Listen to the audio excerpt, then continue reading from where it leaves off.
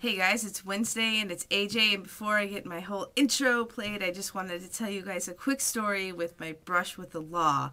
So the other night, Melody and I were driving back from Rite Aid, and I was making a left-hand turn, yielding to oncoming traffic. There was no traffic, so I was turning, but there was a pedestrian, and I didn't see him on his skateboard, and he stopped really quick, but I wasn't going to smash into him. I may have just brushed him a little bit with the car, but anyway, I didn't hit him. So it was a block from where I live, and I pull up to the front of my apartment, and I look in the rearview mirror, and it's like, whoop, whoop, and the lights, and fuck, we're getting pulled over because I didn't yield to him. And so the cop comes over, and she's like, did you not see him? And, well, first when we got pulled over, I, looked in the mirror, and I was like, oh, it's a girl cop. I got this. But then on the other side of the car was a guy cop.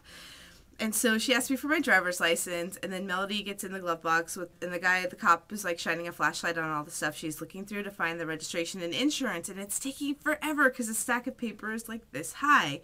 So the girl cop comes back with my license, and she's standing there, and Melody's going through paperwork, and we're looking at each other where's the registration, where's the insurance? And we're looking, and we look up, and then the cops just leave. They just leave. They don't even give us a warning. They don't even say anything. They just leave. Who does that happen to? I would have got a ticket for not yielding to a pedestrian. However, maybe we took too long looking for our registration and insurance. They just left. They just left. They just left. I'm so lucky. So lucky. But then my luck ran out this morning when I got a parking ticket.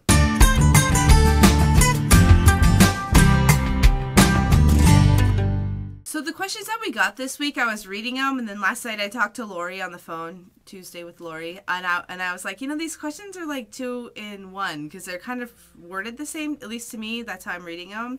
So I'm just going to answer one question in case they'll hold two questions together, because I think I'll be able to do that. So the first question was, how can straight community clear up that there's nothing wrong with the homosexual community? In fact, with the whole Prop 8 thing in California, with it almost being 50-50, I see progress, because that makes me hopeful that maybe next time it's on the ballot that it won't be 50-50, that'll be 60-40, and gay marriages will stay legal in California. Even with laws like that we're trying to pass here, give gay people a good publicity in a good way. But the things that they do, that the straight community does to make gay people have a negative... what's that word? A negative look in their eyes. And I've said this in a personal video on my personal channel, during Gay Pride, when the news media comes out to cover it, it's not like they interview somebody who looks like me or you. They interview the most flamboyant 7-foot tall and 12-inch heel drag queen with the most crazy ass makeup on. And this is what normal, everyday straight people will see, and they'll be like, oh man, those gay people are having their gay pride. And I know my mom even would be gonna go to gay pride this weekend, because she would see the interviews that they have on TV. And it's not like they'd go up to two lesbians with a baby and be like, are you enjoying gay pride? They need the ratings, they need that in the media, so they'll do the most outrageous things to grab your attention, because that's what the media does. Also, I don't know if any of you guys watch soap operas, but Days of Our Lives or All My Children or something just had the first lesbian wedding, which is great. I'm totally happy that finally it's getting out there in daytime TV, where everybody in the Midwest watches and TiVos every soap opera that's on. So they had the first lesbian wedding, which was great, but they were two femmes, because if two bitches like me were getting married, people would lose their minds. But it is a step in the right direction, okay? So I'm not complaining, I'm just saying, what if it was a butch femme wedding? That would be hot.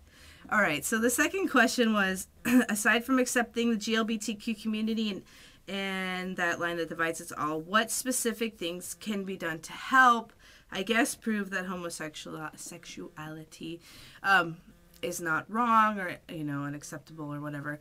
I've encouraged you guys to start the gay straight alliances on campus. That way, if you're gay, you can educate the straight people, but don't force people to join or anything like that.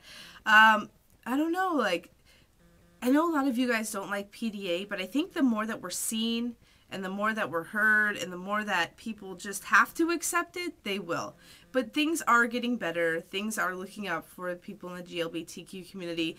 And you know, there are times when we get pushed back, like with the Prop 8 thing, but we just get back up on our feet and keep going. And I think that it was so funny when Lori said, "That's so gay." And she said something like, "If it was gay, we'd be having a great time." And yeah, we'd be having like techno music and freaking dancing and huge floats inside whatever building was so gay with that meeting. But I hate the saying "that's so gay." And my friend who's a teacher will give her students detention if she catches them saying "that's so gay." So you need to call your friends out and be like, "What's so gay about it? Does it remind you of me?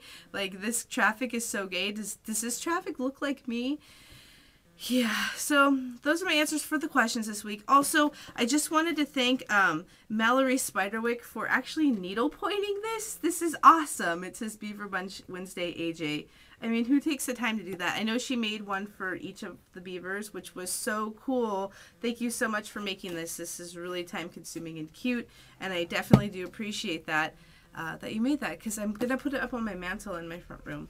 And if any of you guys want to go ahead and send me $45 to pay my parking ticket fine, I will be more than happy to provide you my address so you can send me needle points or money to pay my parking ticket.